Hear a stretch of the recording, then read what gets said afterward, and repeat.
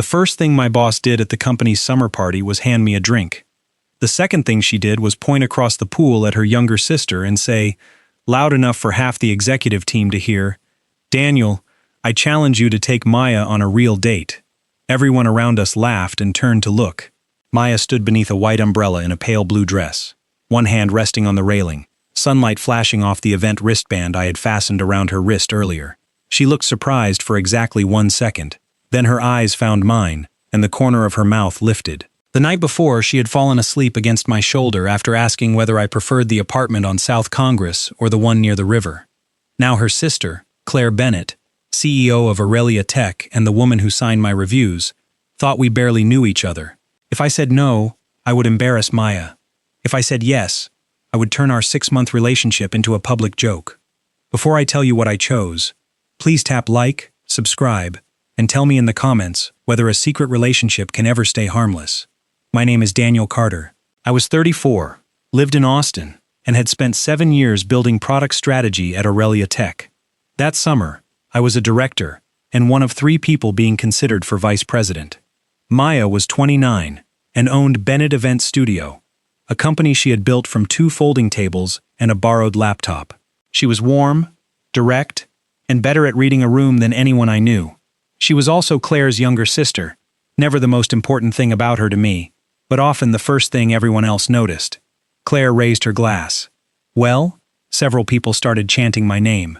I looked toward Maya again. Her expression had changed. The smile was still there, but she touched 2 fingers to the blue band around her wrist. It was our signal. Play along. I lifted my drink. What happens if she says no? The crowd laughed again. Claire glanced at Maya. Then you survive 1 rejection and become a more interesting man. Maya tilted her head. That depends on the invitation. There was a lightness in her voice that fooled everyone except me. I crossed the stone patio until I stood in front of her. The pool behind us shimmered bright enough to hurt my eyes. "Maya," I said, forcing myself to sound like a man asking a woman out for the first time, "would you let me take you to dinner Friday night?" She looked at me for a beat too long. Then she said, "I suppose I can give you 1 chance." People clapped. Someone whistled. Claire looked delighted with herself. I smiled, because everyone expected me to. Maya smiled, because she needed them to believe it. But when I reached for her hand, I stopped before touching it. That was the first moment the secret felt heavier than the truth. A few minutes later, Maya slipped through a side door near the outdoor bar. I waited long enough not to make it obvious, then followed her into a quiet service hallway. The music became a muffled pulse behind the closed door. She was standing beside a cart stacked with clean glasses, arms folded. "You could have warned me your sister planned to auction me off," I said. "She didn't plan it. Claire plans where people sit at charity dinners 6 months in advance. She didn't plan this. That is somehow worse." Maya laughed under her breath, but the tension stayed in her shoulders. I stepped closer. "Do we tell her now?" Her smile disappeared. "Not here. That wasn't my question." "I know." We had been having versions of this conversation for 3 months. At first, keeping our relationship private had made sense. We had met the previous winter at a literacy fundraiser Bennett Event Studio organized for Aurelia Tech. Maya had been standing in the middle of a ballroom with a radio in one hand and a roll of tape around her wrist, calmly solving 5 problems while everyone else panicked. I had admired her before I knew who her sister was. We started dating 2 weeks later. At that point, no contract existed between our companies, and no one had mentioned promoting me. Privacy gave us room to become something real before the rest of the world had opinions. Then Aurelia Tech announced a national series of product events. Bennett Event Studio submitted a bid. A month later, my name appeared on the vice president shortlist. Suddenly, our private relationship looked like a conflict of interest waiting to happen. "We agreed to wait until the vendor decision," Maya said. "We agreed before your sister turned us into entertainment. It was a joke. It was a joke that required us to lie in front of half the company." Her gaze dropped for a second.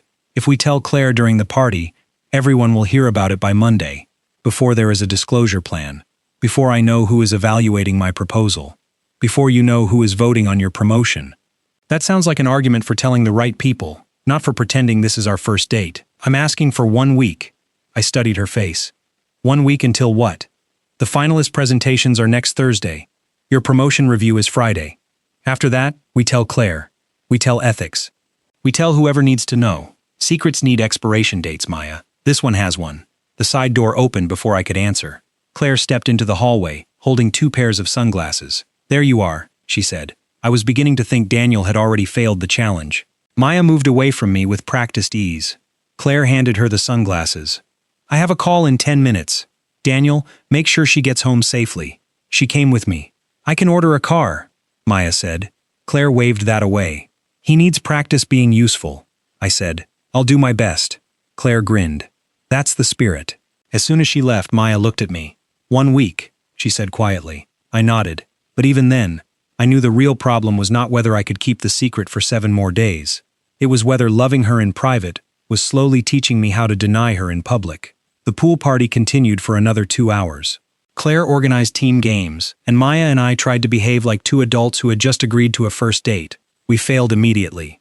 I handed Maya sparkling water with lime without asking. Claire noticed. How did you know she doesn't drink anything sweet? She ordered it at the literacy fundraiser, I said.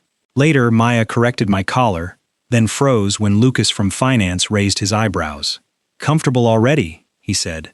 He was losing a fight with his shirt, she replied. When the blue wristband tightened in the heat, I loosened its clasp with my thumbnail. Claire stared at us. That looked suspiciously practiced.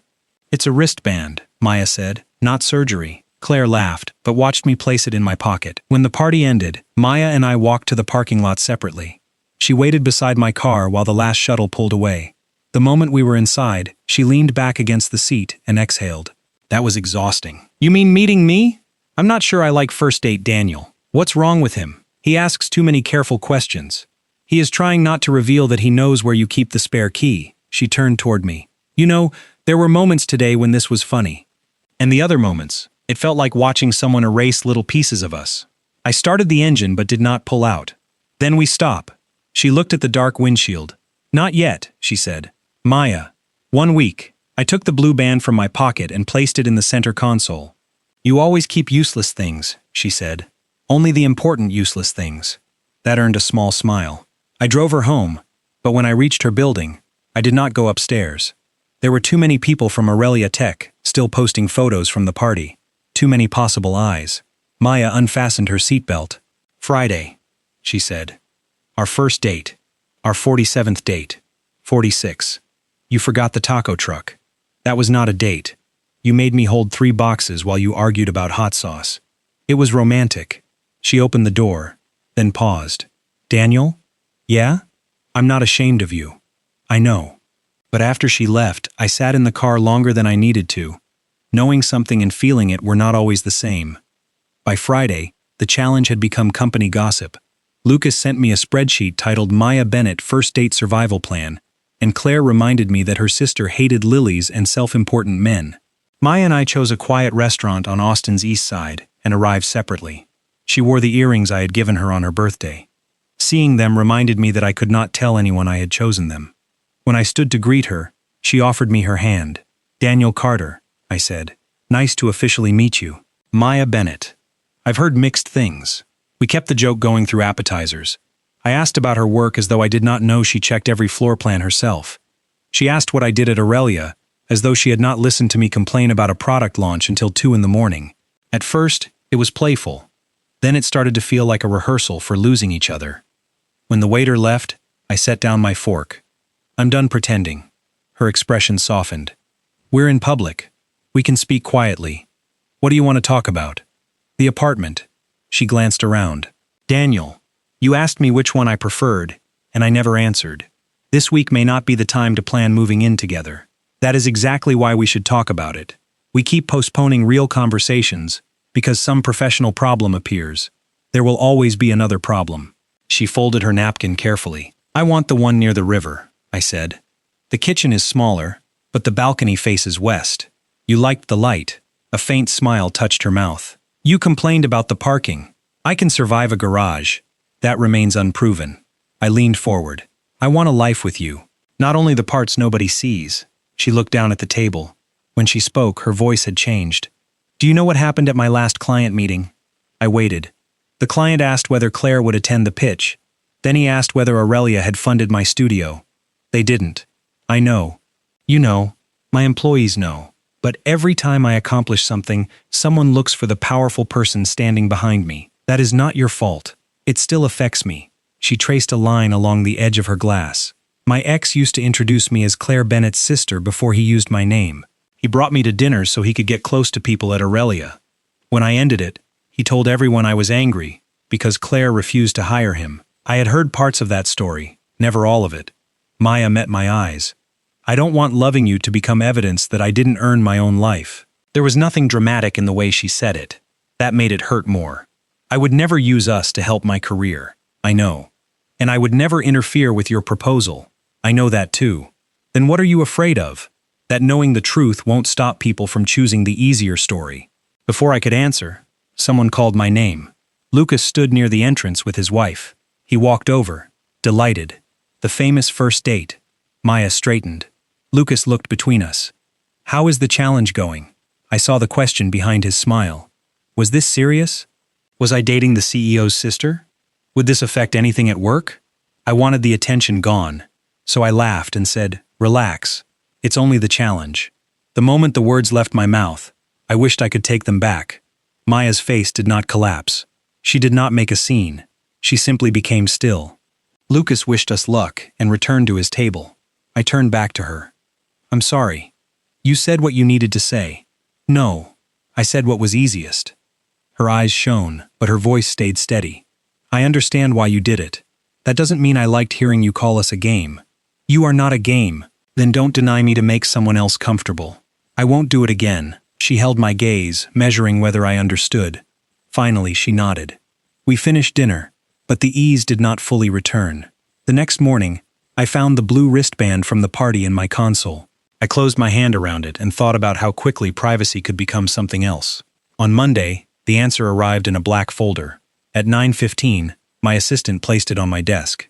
The final vendor review had moved to Wednesday. I opened the cover. Bennett Event Studio was the second of 3 finalists. Aurelia's national product tour had to support the launch strategy my department created, which explained why I had been added to the evaluation panel. Under ordinary circumstances, it made sense.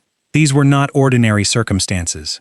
I closed the folder, picked up my phone, and called Ethan Cole. Ethan was Aurelia's general counsel and ethics officer. He had the calm voice of a man who believed panic was simply poor preparation. I need 10 minutes, I said. About the vendor review? Yes. Have you read the proposals? Only the company names. Come upstairs. Bring the folder closed. His office overlooked downtown Austin. I placed the folder on his table and remained standing. I have a personal relationship with the owner of one of the finalists, I said. What kind of personal relationship? We have been dating for 6 months. Which owner? Maya Bennett.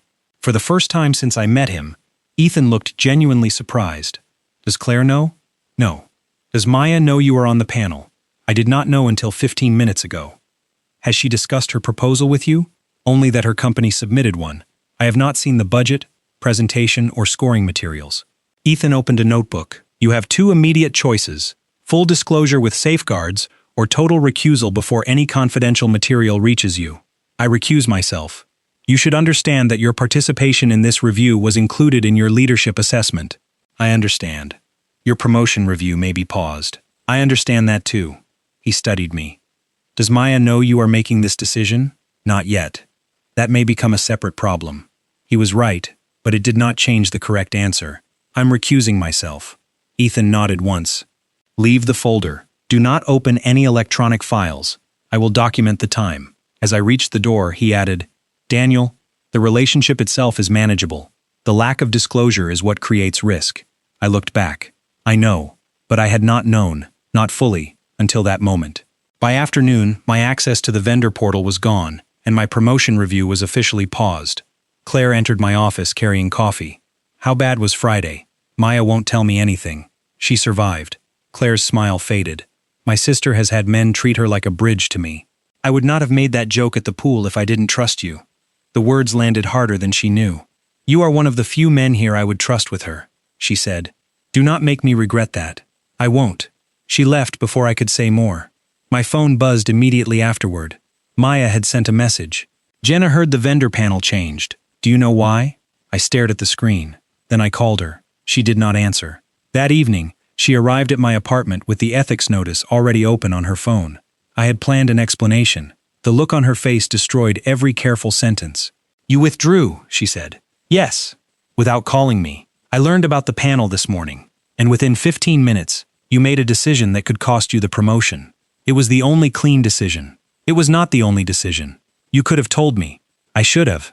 She walked past me into the living room. Her movements were controlled, which usually meant she was angrier than if she had shouted. I followed. "I never opened your proposal," I said. "I never saw your score. I recused myself before the documents reached me. I am not accusing you of cheating." "Then what are you accusing me of?" "Deciding what I should be willing to lose. I did not decide anything about your company. You decided to risk your career for it, for the integrity of the process, and for me." "Yes." She turned to face me. "I asked you to protect the process," she said. "I never asked you to sacrifice your career. I couldn't judge your work and pretend my judgment was clean. You could have called me. I know. You keep saying that after the decision is already made." The sentence hit because it was true. I had told myself I was acting quickly because ethics required it. But somewhere inside the correct decision was an old habit. Solve the problem alone, absorb the cost, call it protection.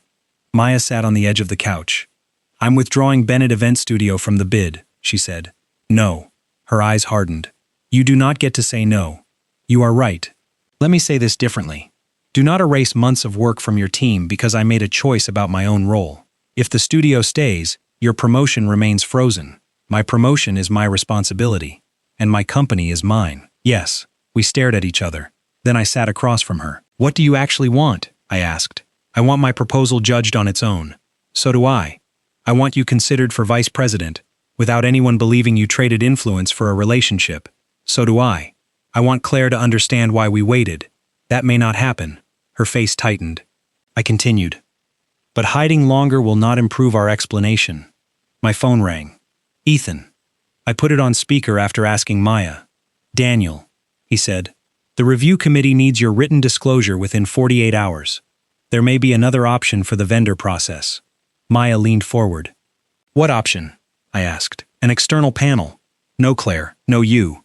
Independent scoring based on the existing criteria." "Would Bennett Event Studio remain eligible?" "Yes. No guarantee of selection." "That is all I want," Maya said. Ethan paused. "I assume I am speaking with Ms. Bennett." "Yes." "Then I will say this directly. The solution requires full disclosure of the relationship and its timeline. Both of you must sign." Maya looked at me. The room felt very quiet. "When?" she asked. "Tomorrow by 5. After the call ended, I opened my laptop. A blank disclosure form waited in my email. I turned the screen toward her. "This time," I said, "we decide together." She did not answer immediately. Then she moved from the couch to the chair beside mine. "Start with the date we met," she said. The next morning, I went to Bennett Event Studio, instead of asking Maya to come to Aurelia. Her office filled the second floor of a converted warehouse. Fabric samples, floor plans, and vendor schedules covered the walls, while 6 employees worked at long tables. This was not a company built by Claire's influence. It was built by people who knew how to solve real problems under pressure. Jenna Morales met me near the entrance. She was Maya's operations director and the only person who had known about us from the beginning. "You look terrible," she said. "Good morning to you too." Maya is in the conference room pretending she has not rewritten the disclosure 7 times. I thought she stopped at 5. She lied. I entered the conference room. Maya sat at the table with the laptop open.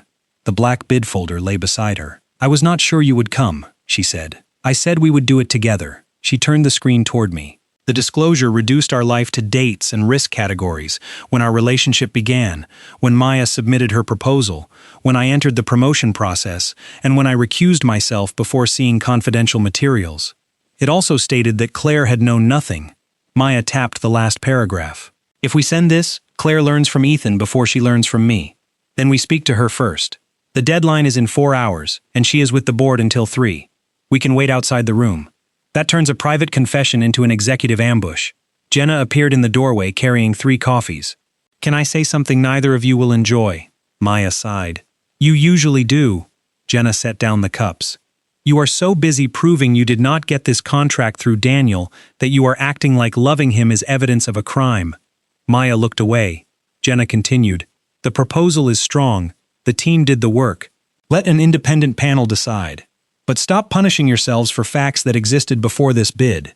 She left before either of us could respond. I sat beside Maya. My last relationship ended because I kept waiting for the safest time to make decisions, I said. She looked at me. I thought caution made me responsible. I thought if I waited until every problem was solved, nobody would get hurt.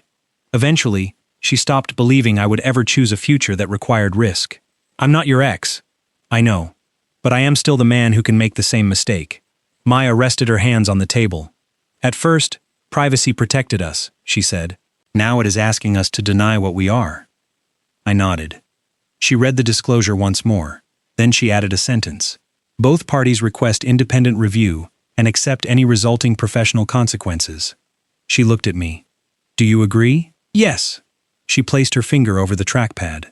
For a moment, she hesitated. Then she pressed send. Ethan acknowledged receipt within 3 minutes. By noon, he confirmed that an external panel would evaluate all 3 finalists. Claire would be removed from the vendor decision. My promotion review would remain frozen until a separate ethics review was complete. The process was fair. It did not feel like victory. That afternoon, Claire sent Maya a message asking to meet. Maya showed it to me but did not ask me to come. She deserves to hear from me first, she said. I agree. She picked up her bag. Maya. She stopped. Whatever happens in that conversation, do not protect me by taking all the blame. A tired smile crossed her face. You finally learned something. I am trying. She left. 3 hours later, she called and asked me to meet her at Ladybird Lake. It was where we had walked after our first real date, eating tacos beside the water until the city lights came on. When I arrived, Maya was sitting on a low wall near the trail. The blue wristband from the pool party was wrapped around her fingers. I sat beside her. How did Claire take it? She was angry. At me? At both of us. Mostly at being left to make decisions without information she should have had. That is fair. She said dating you was not the problem. That sounds like Claire. She also said she does not know whether she can trust either of us right now. The words hurt, but they did not surprise me. Maya turned the wristband over in her hand. I keep thinking about what happens next, she said. The external review happens. That is not what I mean. I waited. She looked at the water. I think we should take a break until the contract and promotion decisions are finished. For several seconds, I heard only bicycles passing behind us and the low noise of traffic across the river. Do you want to end this? I asked. No. Do you still love me? Yes. Then why? Because every decision we make is affecting the other person's work. You withdrew because of me. I almost withdrew because of you. We keep trying to save each other by making choices alone. We stopped doing that. Yesterday. That is still stopping. She closed her eyes briefly. I need to know I can let my company stand on its own. I need you to go through the ethics review without wondering whether you have to shield me from every consequence. And distance solves that? I don't know. Her honesty made it impossible to dismiss the request as fear. I wanted to argue. I wanted to remind her of the apartment near the river, the evenings in her kitchen, the way she reached for my hand in her sleep. Instead, I asked, how much space? Until the decisions. That could be weeks. I know. I looked at the wristband between her fingers. I will give you space, Maya. Pain moved across her face. I continued, but I won't give our truth back. I will not tell anyone this was casual. I will not pretend 6 months meant less because the timing became difficult. She nodded slowly. That is fair. No, it is honest. She stood. I stood too, but I did not touch her. For the first time since we began dating, Maya walked away without looking back. I remained beside the lake until the sky darkened. The next morning, I asked Ethan for a meeting with Claire. Not because I thought I could repair everything in one conversation, because I had spent too long letting Maya carry the burden of a secret we created together. Claire's office was on the top floor. When I entered, Ethan was already there. Claire stood near the windows, arms folded. Sit, she said. I remained standing. I would rather say this clearly. Her expression gave nothing away. Maya and I began dating 6 months ago, I said. Before the vendor bid. Before my promotion review. She never asked me to influence Aurelia, and I never saw her proposal. I read the disclosure. I know. I also know reading dates on a form is not the same as hearing responsibility from me. Claire looked toward Ethan, then back at me. Why did you hide it? At first, because we wanted privacy. Later, because the professional risks increased, and we kept convincing ourselves that waiting 1 more week was more responsible than telling the truth. Was that Maya's decision? It was ours. She asked you to wait. She did. I agreed. Do not use her request to excuse my choice. Claire's jaw tightened. Dating my sister isn't the problem, she said. Letting me make decisions without the truth is. You are right. I recommended you for the vendor panel. I know. I defended your promotion to the board. I know. And while I was doing that, you were planning to move in with my sister. The fact that she knew about the apartment surprised me. Maya told you. She told me everything. I took a breath. We discussed it. We did not sign anything. Claire turned away. For a moment, she was not the CEO. She was an older sister who had discovered that two people she trusted had built a private world without her. I would have supported you, she said. I believe that now. You should have believed it earlier. Yes. Silence filled the room. Finally, Ethan spoke. Claire, the vendor decision is scheduled for this afternoon. The external panel has completed scoring. You are not part of the result. Claire nodded. Then she looked at me. My trust is not repaired because you finally told the truth. I do not expect it to be. But the company event will proceed. You will attend. Maya's studio is one of the finalists, so she will attend as well. I understand. As I turned to leave, Claire said, Daniel. I stopped. If you hurt her because you are too afraid to choose a difficult future, I will not need an ethics committee. It was the closest thing to forgiveness she could offer that day. The event took place in Aurelia's main hall. Employees and representatives from all three finalists filled the hall. Maya arrived with Jenna in a cream-colored suit, the blue wristband around her right wrist. Our eyes met. She did not smile, but she did not look away. Claire stepped onto the stage to welcome everyone. Her voice was steady, professional.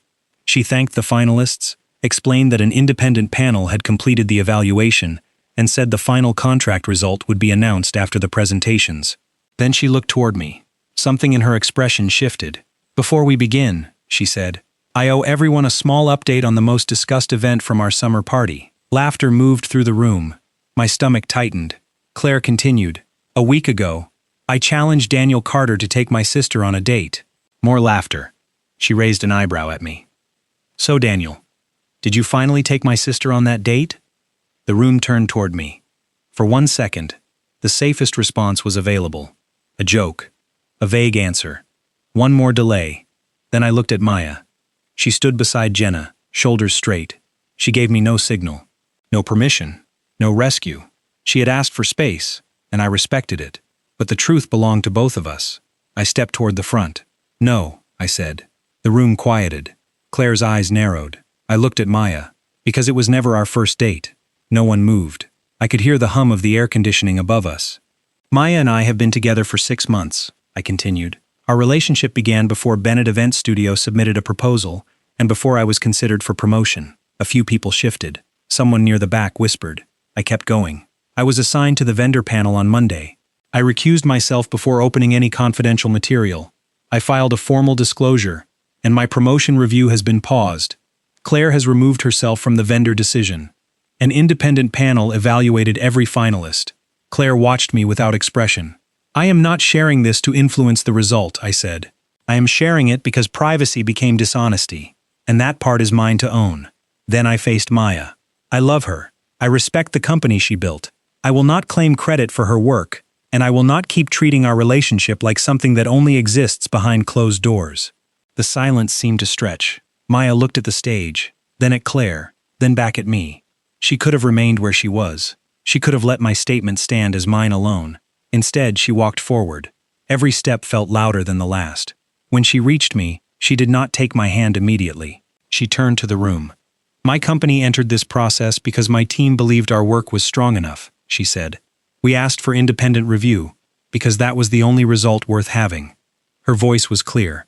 I wanted my work to stand on its own. I never wanted him to stand alone. Then she took my hand. The tension inside me broke so suddenly I almost forgot where we were. Claire looked down for a moment. When she lifted her eyes again, she spoke into the microphone. For the record, I am still angry with both of them. A few nervous laughs followed. But anger does not replace process. The independent panel made its decision without Daniel, without me, and without knowledge of their relationship. She turned toward the screen. Bennett Event Studio received the highest overall score. Maya's fingers tightened around mine. Jenna covered her mouth with both hands. Applause rose through the hall, uncertain at first, then stronger. Maya did not look relieved because she had won. She looked relieved because the result belonged to her. Claire announced the other scores and thanked the finalists. The event continued, But the emotional center had already shifted. Afterward, Ethan approached me. "The ethics review will remain open," he said. "I expected that. Your public statement was not required." "I know. It was also not unhelpful." That was the closest Ethan came to encouragement. Claire spoke with Maya privately before leaving. I stayed across the room. When Maya returned, her eyes were red, but she was smiling faintly. "Are you all right?" I asked. "She needs time. So do we." Maya looked at our joined hands. "I meant what I said at the lake," she told me. "I needed space." "I know, and I meant what I said today. I know that too." She looked up. "You are very confident for a man whose promotion is frozen. I am trying a new thing." "What thing?" "Not waiting until every outcome is safe." Her smile deepened. 3 months later, the ethics committee cleared me. The board had delayed my promotion, interviewed everyone involved, and reviewed each decision. That was how it should have been. When the offer finally came, I accepted it because I had earned it, not because I was dating the CEO's sister. A Bennett Event Studio led the national product tour, and Maya's team received the credit. Claire remained recused from every contract decision involving the studio. Trust returned slowly. It returned through ordinary things. Clear calendars, written disclosures, difficult conversations held before decisions instead of after them. Maya and I signed the lease on the apartment near the river. The kitchen was still too small. The parking was still terrible. The sunset from the balcony made both problems irrelevant. The following summer, Aurelia held another pool party at Hillstone Resort. I stood near the same stretch of water where Claire had changed my life with a challenge. Maya joined me, wearing the old blue wristband loosely around her wrist. "You kept it," I said. "You kept it first." Claire approached with 3 drinks. She handed one to Maya, one to me, and looked between us. "Daniel, I challenge you not to keep another secret from me." I glanced at Maya. She tried not to laugh. Claire noticed. "What?" Maya lifted her eyebrows at me. So I said, "That depends." "Are we telling you about the apartment?" Claire lowered her drink. "The apartment?" Maya leaned against my shoulder. This time, neither of us stepped away when people looked. Love does not have to be public to be real, but privacy only protects a relationship while it allows both people to remain whole. The moment secrecy requires one person to disappear, honesty becomes more than a confession. It becomes a choice. Tell me in the comments whether Daniel and Maya waited too long to speak, and follow the channel for more stories about love that finally chooses courage.